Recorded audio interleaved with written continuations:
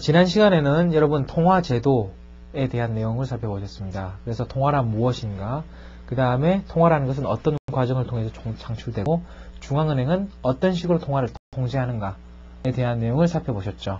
자, 이번 시간에는요, 통화와 관련된 가장 중요한 사회적 문제, 인플레이션의 문제에 대해서 살펴보도록 하겠습니다. 많은 경제학자들이요, 또는 많은 언론에서 많은 사람들이 가장 문제가 되는 그런 경제 현상이 무엇이냐 이야기를 했을 때 인플레이션을 많이들 지적을 합니다. 그 다음에 여러분들이 언론이라든지 그 다음에 저널 같은데, 잡지나 신문 같은 데서 여러분들이 경제에 대한 용어 중에 가장 많이 언급되는 그런 용어를 찾아보세요. 그 경우에 물가예요. 인플레이션이란 물가의 지속적인 상승 현상을 이야기합니다. 인플레이션이란 물가의 지속적인 상승 현상을 이야기합니다. 자, 그렇다면 인플레이션이 왜 나쁘고 인플레이션이 발생하는 경우에 사회적으로 발생하는 문제점들은 무엇인가? 그러면 그것들을 어떻게 퇴치할 수 있고, 그럼 인플레이션이 발생하는 원인은 무엇이었던가? 이런 것들을 여러분들이 이번 장에서 살피실 수 있습니다. 자, 제28장의 이름은 인플레이션, 그 원인과 사회적 비용입니다. 인플레이션의 원인이 무엇이고, 그 다음에 인플레이션으로 인한 사회적인 손실은 과연 무엇인가 하는 것, 인플레이션으로 인한 사회적 후생 감소는 어떤 과정을 통해서 발생하게 되는가 하는 것들을 살펴보셔야 한다는 거죠. 자, 28장 이 장에서 주로 다뤄야 될 내용은 다음과 같습니다. 급속한 통화 증발은 인플레이션을 초래한다. 이것이 여러분 경제학 10대 원리 중에 하나였죠. 그 다음에 고전학파의 이분법에 대한 내용들, 고전학파의 이분법이나 화폐의 중립성이나 거의 같은 이야기입니다. 자, 그 다음에 이제 정부의 지나친 통화 발행이 초인플레이션을 발행하는 이유, 그 다음에 명목이자율과 명목이자율이 인플레이션에 어떻게 반응하는가, 이른바 명목이자율과 실질이자율의 구분을 시도한 피셔의 접근 방법을 이야기합니다. 그 다음에 인플레이션을 위한 사회적 비용에 대해서 설명하게 되겠죠. 자, 여러분들도 아실 거예요. 여러분들 제가 어릴 때는 버스 한번 탈 때, 제가 중학교 때까지만 해도 버스 한번 탈 때에 어른들이 보통 100원을 냈어요. 100원, 150원을 냈어요. 근데 지금은 600원이라는 거죠. 4배 가까이 어떻게 됩니까? 가격이 올랐어요. 근데 버스 가격이 올랐다 그래서 그것을 가지고 인플레이션이라고 부르지는 않습니다. 단지 가격이 올랐을 뿐이죠. 인플레이션이라고 부를 때는 사회 전반적인 가격체가 다 오르는 현상을 이야기를 한다는 거예요. 자, 전반적인 물가의 지속적 상승 현상, 이것을 일반적으로 인플레이션이라고 부릅니다. 자, 그래서 이제 시간이 흐르면 대체로 대부분의 물건값들은 오르더라. 자, 이와 같이 대부분의 물건값이 오르게 되는 현상, 일반 물가 수준의 상승을 인플레이션이라고 부른다. 이렇게 되어 있습니다. 자, 그래서 물가 수준을 측정하는 방법으로서는 여러분들이 소비자 물가지수, 소비자들의 구매력에 가장 큰 영향을 미치는 소비자 물가지수나 모든 그러한 가중치를 다 고려한 GDP 디플레이터 같은 것들이 있다고 말씀을 드렸죠. 예. 자, 그래서 지금은 여러분들이 어때요? 대부분 물가는 상승하는 것이다. 물가는 상승하기 마련이다. 이렇게 생각하고 있지만 때로는 물가라는 게 오히려 하락하기도 해요. 실제로 역사를 따지자면 미국의 19세기 중엽에는 대부분의 물가가 하락한 것으로 알려지고 있습니다. 자, 그래서 여러분들 뭐 공부를 많이 하신 분들은 알겠지만 지난번에도 한번 말씀드렸어요. MVPY라는 이런 화폐 시장의 균형식에서 이걸 관행상 일정하고 만약에 거래량이 증가한다고 하는 경우 생각해 보세요. 거래량이 증가하려고 하는데 통화량이 예를 들어 가지고 딱 일정량 정해져 있어요. 통화량이 일정량 주어져 있는 경제에서 사람들이 실질소득이 늘어나고 거래량이 늘어나려고 하면 물가는 오히려 어떻게 됩니까? 하락하는 경우도 있죠. 이런 경우가 실제로 나타났던 경우가 미국의 19세기 중엽이에요. 그래서 이와 같은 경우에 대통령 선거의 주요 쟁점이 되기도 했듯이 많은 빚을 지고 있던 농부들이 물가가 하락함으로써 오히려 화폐 가치가 높아짐으로써 빚을 지고 있던 사람들의 빚의 가치가 더 커졌다는 거죠. 그래서 곡물 상환 능력이 없어지는 그런 고통을 겪고 있었던 현상들이 있었습니다. 자, 그래서 근년 들어서 인플레이션은 정상적인 현상이 되었지만 해마다는 큰 차이가 있었다. 특히 미국에 있어서는 70년대가 인플레이션이 심각했던 그런 시기로 되어 있어요. 미국이 70년대가 인플레이션이 심각했고 평균적으로 7% 가까운 그런 물가 성장이 있었습니다. 자, 이 정도의 물가 상승은 그래도 그나마 참을만 할지 몰라요. 7% 정도? 그 정도는 뭐 성장하는 경제에서는 특히 얼마든지 참을 수 있는 물가 상승일지 모르겠습니다. 하지만 때로는 이런 경우도 있어요. 어떤 경우가 있냐면 여러분들이 슈퍼마켓에 가가지고 이 바나나는 10달러구나 해가지고 사가지고 딱 나와가지고 계산대에 딱 쓰면 15달러가 돼 있는 경우도 있어요. 이거 엄청난 인플레이션이죠, 사실은. 그 다음에 앞에 사람이 10달러에 샀는데 내 차라리 되니까 벌써 11달러가 돼버린 거예요. 그 정도로 엄청난 인플레이션도 사실은 그건 만화에 나오는 이야기지만 있을 수가 있습니다. 있을 수가 있어가지고 이와 같이 비정상적으로 높은 인플레이션이 발생할 때 이거를 하이퍼 인플레이션이라고들 하죠. 그래서 이와 같은 하이퍼 인플레이션으로 인해 가지고 독일 경제가 피폐되자 이것을 일으키기 위해서 사람들의 마음을 현혹한 나치주의 같은 것들도 나왔다는 거죠. 그래서 2차 대전 당시에 경제학자들은 배운 것들이 많습니다. 국제무역이 왜곡되면은 전쟁이 발발할 수 있다는 것을 2차 대전을 통해서 본 것이고, 그 다음에 물가를 제대로 관리하지 못한다면 나치주의 같은 그러한 잘못된 사상이 정치를 지배할 수 있다는 문제죠. 그렇기 때문에 경제는 그 자체로도 중요하지만 국제정세 그리고 국내 정치에 영향을 줄 수 있다는 측면에서도 한 나라의 거시경제를 제대로 이끌어 간다는 것이 얼마나 중요한지 확인하실 수가 있죠. 여기서 여러분들은 하이퍼 인플레이션, 초 인플레이션이라고 불리는 현상에 대해서 여러분들은 많은 관심을 가지셔야 할 겁니다.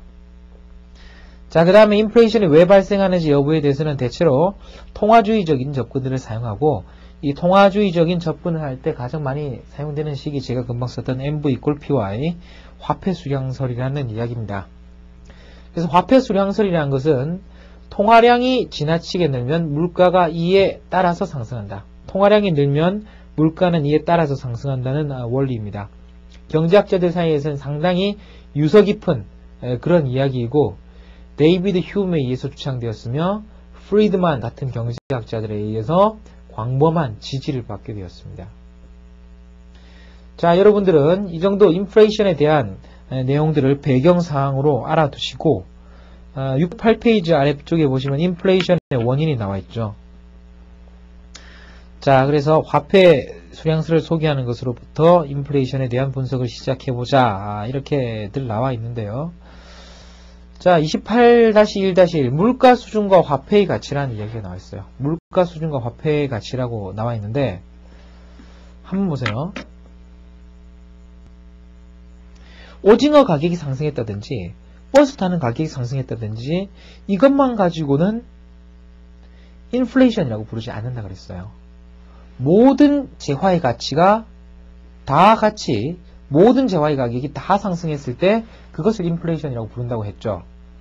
때로는 사과의 가격이 5배로 상승하고 바나나의 가격이 2배 정도로 상승할 수도 있고, 그 다음에 바나나의 가격이 5배 상승하고 사과의 가격이 2배 상승할 수도 있어요. 하지만 만약에 평균적으로 따진다면 물가는 이 경우라 하든 이 경우라 하든 관계없이 3배에서 4배 정도 상승했다고들 이야기를 할 거라고요. 그렇기 때문에 여러분들은 이 물가의 상승이라는 것은요, 물가의 상승이라는 것은 개별 재화, 사과의 가격이 상승했다든지 바나나의 가격이 상승했다든지 이런 차원보다는 오히려 통화량이 있을 때 이 화폐 단위 한 단위로 살 수 있는 구매력이 떨어졌다는 개념으로 인식하는 것이 더 바람직할 거라는 거죠. 이해가시죠? 어느 재화의 가격이 상승했다는 것이 중요한 것이 아니라 상승하기만 상승하면 다 그것이 물가에 반영되기 때문에 결국 물가의 상승이란 것은 가격의 개별 재화의 가격 상승보다는 전반적인 형태로 측정되는 화폐의 구매력 하락으로 평가되는 것이 더 옳아요. 화폐의 구매력 하락으로 평가되는 것이 더 옳습니다. 자, 그 내용이 609페이지에 지적되어 있죠. 그래서 평론가들의 이런 분석에 대해서 큐거수가 상당히 많은 비판을 하고 있습니다. 지난달에 소비자 물가지수는 3% 상승했는데 품목별로는 커피가 30% 가장 큰 상승폭을 보였고, 이 내용이 뭐예요? 소비자 물가지수가 3% 상승했다는 것은 이 전반적인 물가에 대한 것이고, 그 다음에 교환의 매개수단인 화폐에 대한 정보를 주려는 건데, 그런 과정에서 경제적인 평론을 하는 사람조차 쉽게 빠지는 그런 쉽게 빠지는 함정이 뭔가 하면 3% 상승했는데 그 중에서 이게 많이 상승했다 이렇게 이야기하는 것은 물가를 이해하는 데는 큰 도움이 안 된다는 거죠. 자, 그래서 물가 수준은 실제로 두 가지 방식으로 파악할 수가 있습니다. 그래서 지금까지는 대체로 전반적인 물가 수준을 화폐와 서비스 묶음의 가격이라고 볼 수도 있었지만, 이제는 거꾸로 한 통화가 가지는 그러한 구매력으로 측정할 수도 있다는 거죠. 그래서 지금까지 여러분들이 살펴본 물가라는 것은 어떻겠습니까? 물가가 높아지면 돈이 가지는 가치는 떨어지니까 한 화폐의 구매력이라는 것은 어떻게 측정하면 되겠어요? 구매력이라는 것은 어떻게 측정하면 되냐면, P라는 그런 물건이 있을 때, 화폐 한 단위로 가지고는 그 물건의 P분의 1만큼을 살 수 있다는 거죠. 이해가시죠? P라는 가격이 있으면 1원을 가지고 살 수 있는 양은 P분의 1이라는 거죠.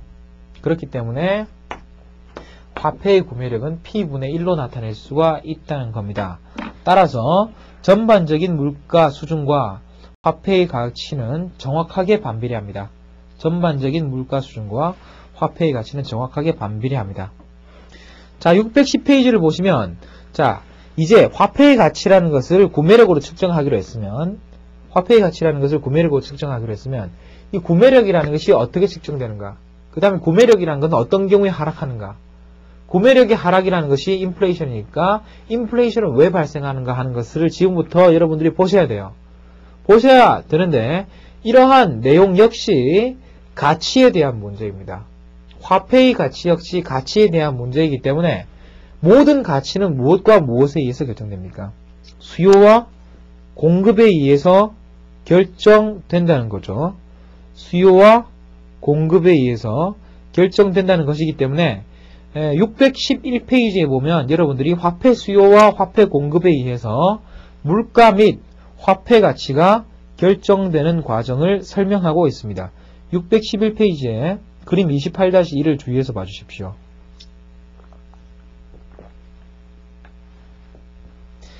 자, 이 그래프는 국내 교과서에서는 그렇게 자주 이야기되지 않는 그런 그래프예요. 국내 교과서에서는 그렇게 자주 이야기되지 않는 그래프인데,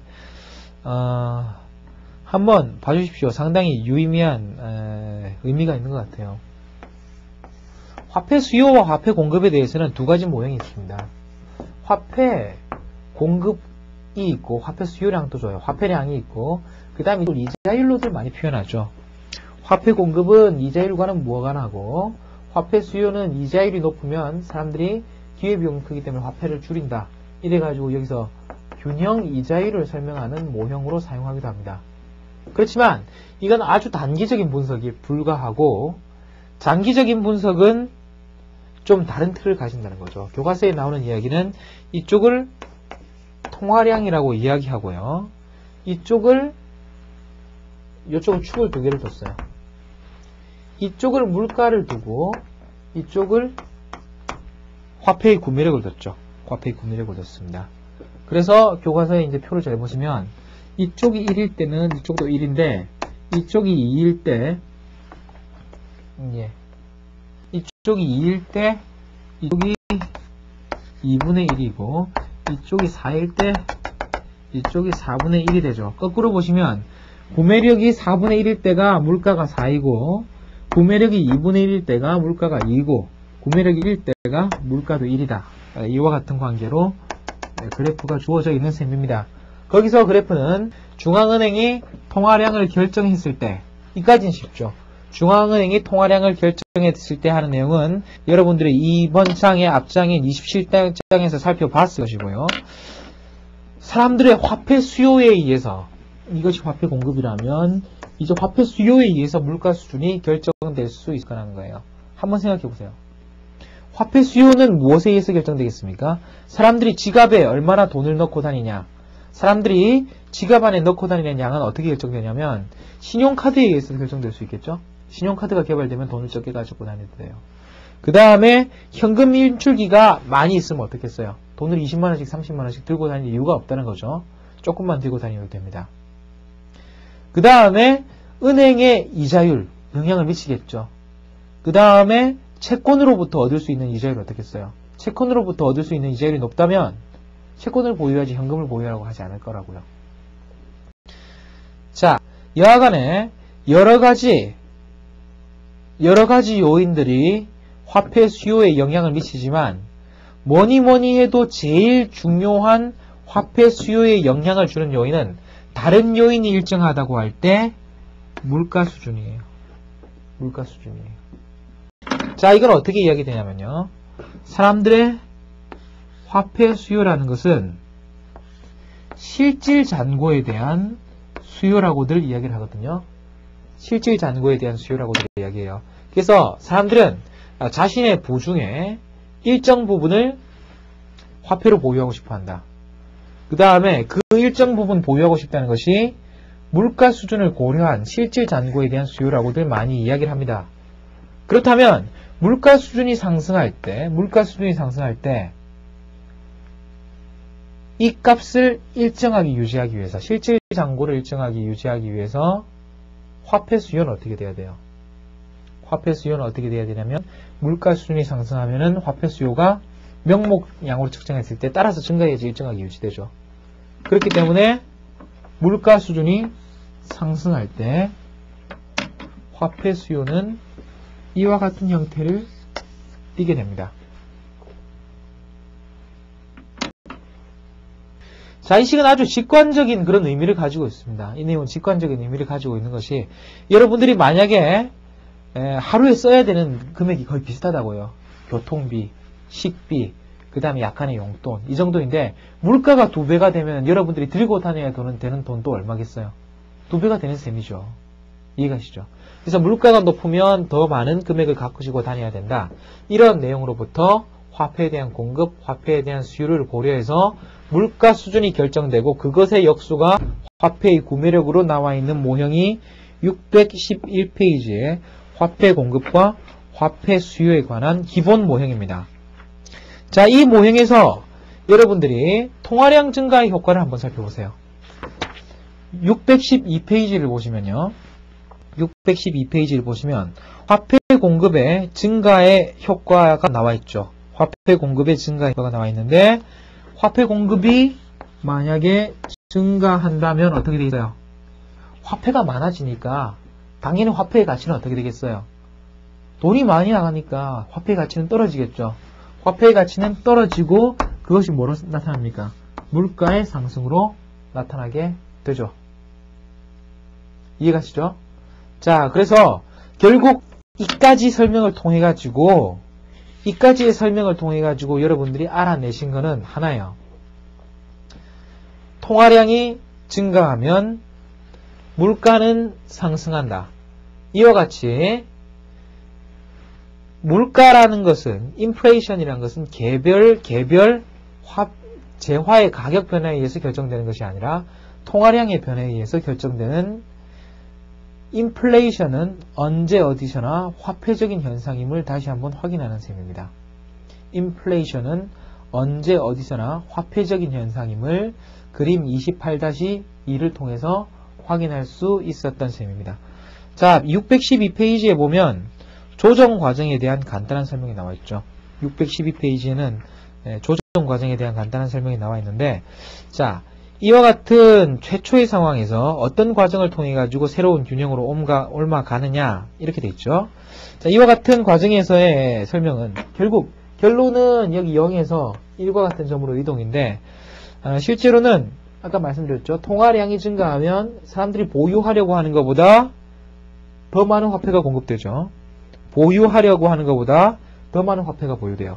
그 말은 무슨 말인가 하면, 여러분들이 생활비하고 지출비 이런 것들을 생각할 때 대체로 지갑 안에 한 10만원 정도? 너무 많죠. 5만원 정도 들고 다니면 좋겠다 이렇게 생각하고 있는데, 통화량이 증가하면 어떻게 된 거예요? 여러분 지갑 안에 전부 다 2만원씩 더 찔러준 셈이 되는 거예요. 그러면 사람들이 자기가 대체로 들고 다녀야 되겠다 생각하는 돈보다 많기 때문에 많은 부분을 써버릴 거예요. 많이 써버릴 건데, 그런 식으로 된다면 어떻겠습니까? 화폐에 대한 초과 공급이 이렇게 서로 써버리려고 하는 과정에서 돈을 쓴다는 것은 새로운 재화나 서비스에 대한 수요가 증가하는 셈이죠. 새로운 재화나 서비스에 대한 수요가 증가하는 것이기 때문에 어떻게 돼요? 어떤 재화는 가격이 상승하고 다른 재화는 가격이 하락하는 것이 아니라 모든 재화의 가격이 일반적으로 상승하게 되는 셈이죠. 자, 그래서 612페이지 그래프를 보시면 1. 화폐 공급이 증가하면 2. 화폐 가치가 하락하고 물가 수준도 상승한다. 2번과 3번은 순서가 바뀌어도 별 문제는 없습니다. 마지막으로요. 28-1-5에 보면 고전학파의 이분법 논리와 화폐의 중립성 이와 같이 되어 있습니다. 이 장은 여러분들이 한번 잘 읽어주십시오. 지금의 내용에 따르면 화폐 공급은 어떻습니까?